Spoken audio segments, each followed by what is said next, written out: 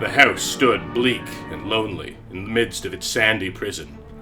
Since the lake level had gone down, water no longer lapped at the decaying piers, which now stretched out high and dry, like a mirage in the desert.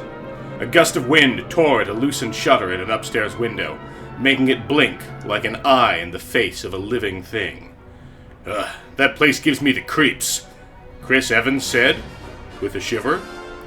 The bow of the boat in which she was sitting cleaved slowly through tall weeds and the shallow water offshore. "There's a funny feeling about that house even on a sunny day," said Sari, whose parents had a summer cottage right next to the Evanses on Lake Huron. "I think the man who owned it died there, and no one in his family has been back since. It looks haunted, or maybe just sad." "Well, sad or haunted or hexed," said Chris. "With a storm coming, I'd rather try to find shelter on the porch of it than huddle in this open boat when the sky up there cuts loose." The day, which had been so clear and bright and sparkling just moments before, was, as so often happens on the Great Lakes, suddenly becoming dark and frightening. Waves farther out on the open water began to churn furiously, dashing white spray against the channel markers and treacherous jutting rocks and dead branches. "Let's pull the boat way up on the beach," Chris said, as she hopped over the side into ankle-deep water.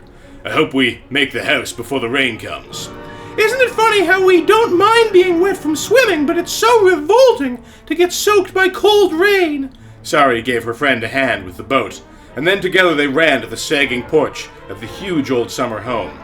Both girls had on identical Bermudas, cotton shirts, and tennis shoes, but there the similarity ended.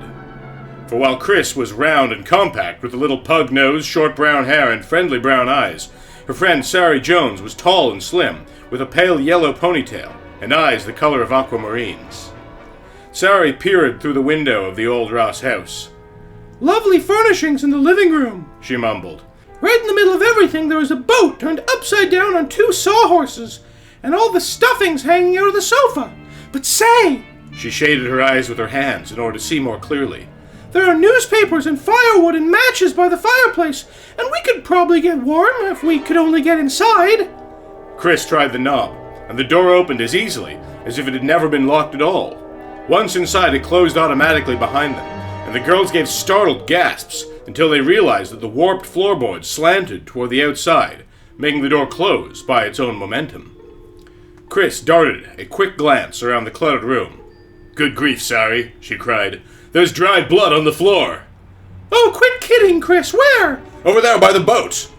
Wordlessly, the 2 girls followed a trail of dark brown spots from the boat to the dining room beyond. Almost afraid to look, but compelled nevertheless by the instinct that some living thing might be in trouble, the girls forced themselves to go on. Suddenly, Chris gave a whoop of relief. "Well, here's really a dead duck. Poor little old female mallard." Her eyes flew up to a broken window pane, where a few wisps of brown and white feathers on the jagged edge told the sad story of the limp little body that lay at their feet. "Boy, there's certainly a lot of blood from just one small duck," Sari observed. "See, the spots go on into the bedroom. Maybe a whole flock of the poor things got trapped in here." In the dimming light, she made her way into the bedroom beyond, while Chris followed along 2 steps behind. Sure enough, the body of another unfortunate duck lay just inside the door.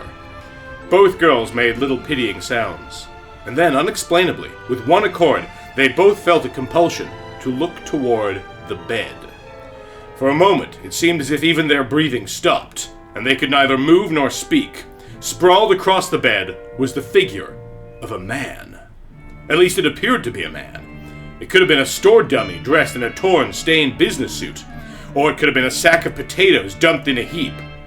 Except for the face. It was the face that held the girls spellbound in horror. A dark stubble of beard covered the man's chin, and his eyes were dark-circled and sunken. "Is he dead?" Sari finally managed to whisper.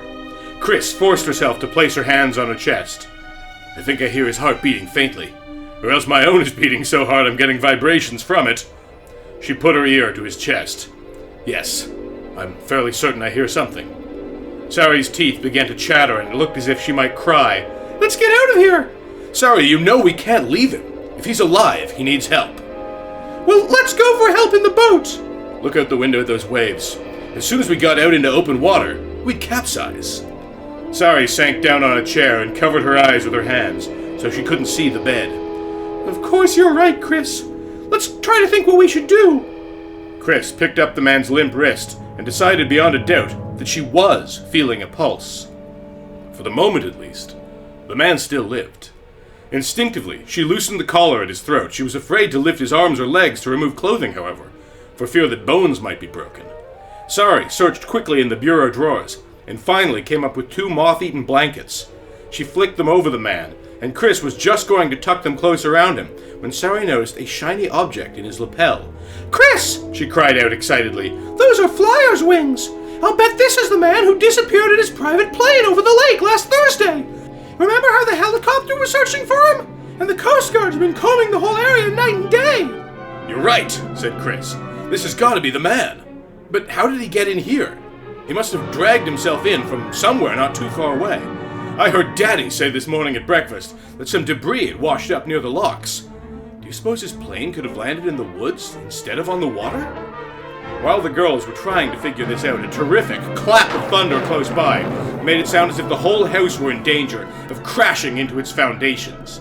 Immediately following this shocking sound came a deepening of the shadows in the bedroom. Now only flashes of lightning revealed the injured man on the bed. I think I saw a candle in a little jar on the mantel, Chris said. We better get it, and I think one of us should wet a towel in the lake and sponge off his face. I'll wet the towel and you can do the sponging, Sari hurried to say. She still had to force herself to remain in the room with the man. What if he dies while we're all alone with him? Chris's round face, with its sprinkling of freckles, gleamed solemnly above the candle she had just lighted. Wouldn't it be worse if he died all by himself? Golly, Sari, if only there were some way to get help. There's no telling how long this storm might last. It might take all night to blow itself out. And we don't know how much time this man has left. When Sari brought the towel back, dripping with lake water, it was hard to decide which was wetter, the towel or the girl.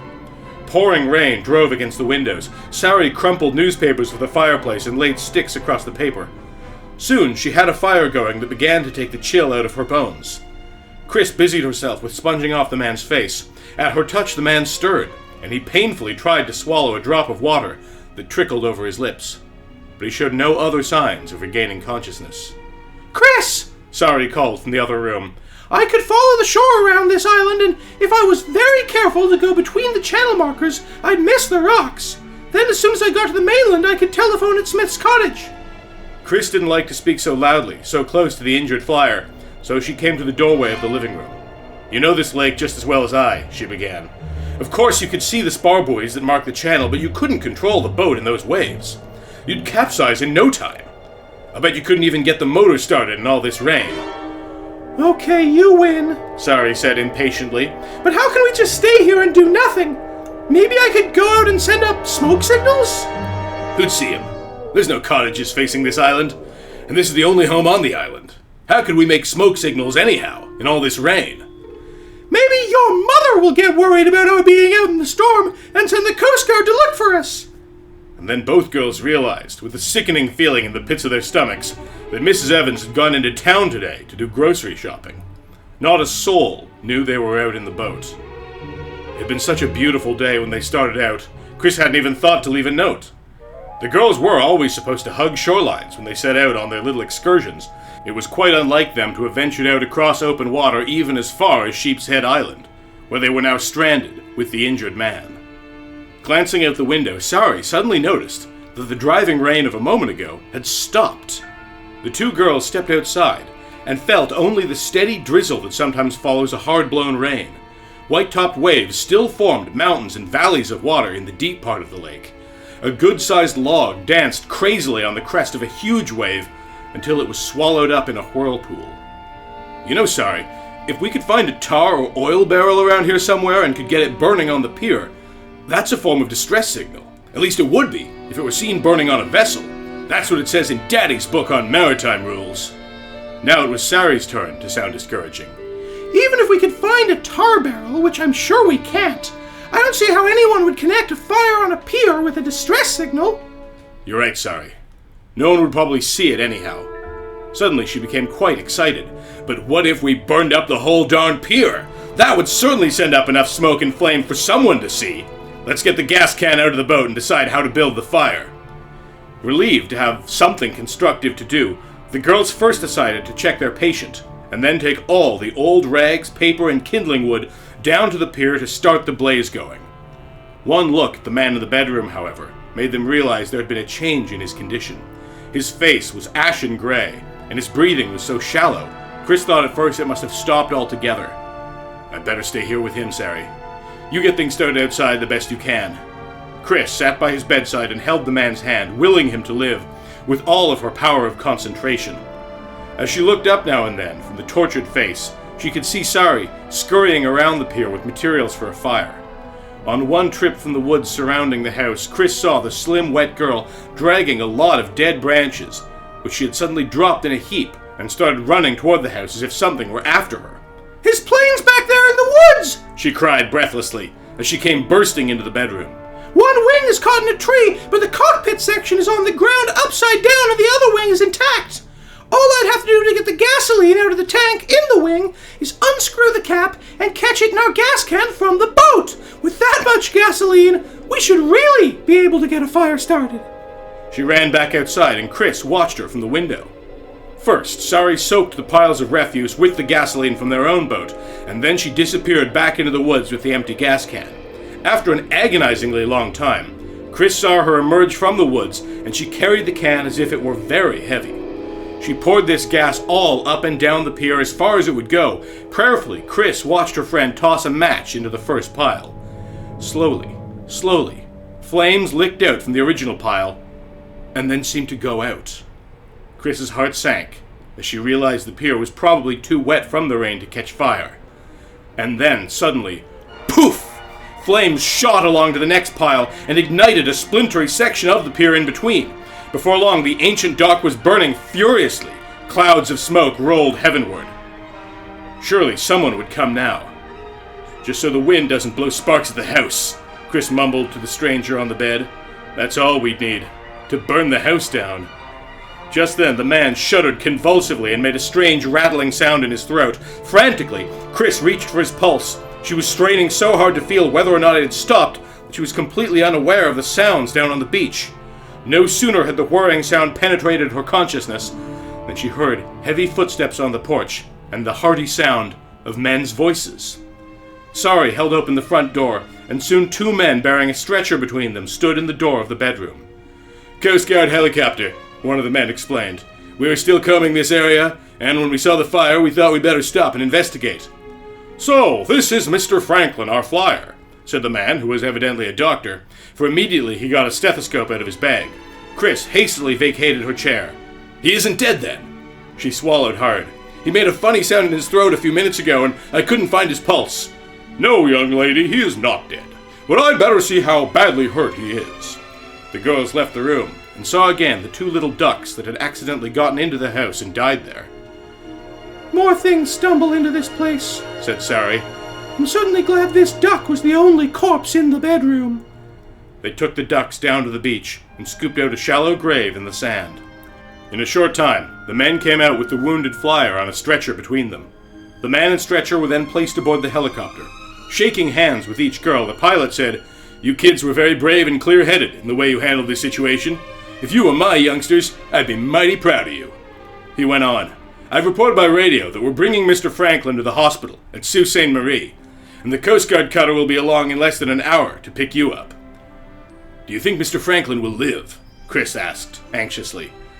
I'm sure he'll make it, the doctor said, and then he shook his head in frank amazement. He'd never have lived through another night here, and we'd never have spotted the wreckage of the plane from the air because the trees and underbrush are too dense. I wonder how you girls happened to come on this particular day when no one has been here all summer. I guess we should give the storm the credit for saving his life, Sari said by way of explanation. It was quicker to come across here when the storm blew up than to go all the way back home again. We wanted to find shelter in a hurry before the storm broke. And I'll bet we'll get the dickens from our folks for crossing the open water, said Chris. You see, we're only supposed to follow shorelines, and we've never crossed like this before, unless an adult was with us. Don't worry about your parents. I'll get in touch with them immediately and tell them the whole story before you get home. So long, kids, said the doctor. Chris and Sari watched the helicopter take off for the far shores on its errand of mercy. Just as it reached the horizon, between the murky gray of the sky and the slate gray of the lake, the storm clouds parted. A shaft of sunlight caught the gleaming metal, and the helicopter looked as if it had suddenly turned into a solid silver dragonfly that was flitting purposefully across the water. So this story comes from one of the, I think, more neglected genres of pulp magazine, and that is the girls' adventure book, of which Nancy Drew is probably the best remembered. Though those were novels, not paperbacks, you get the idea. There weren't that many of these, but I think they are worth talking about because so often the story that gets told, especially when we're talking about pop culture, is the story of stuff that was aimed at guys. And I think it's good to shine a spotlight on this kind of thing now and then. And I want to say a big thank you to everybody who helped me provide that spotlight, whose names you can see right here. Particular thanks to Andre D., Bananafish, Metamorph, Michael Fattori, Wathquin, and Zanazira. Thanks for watching, and thanks for being you.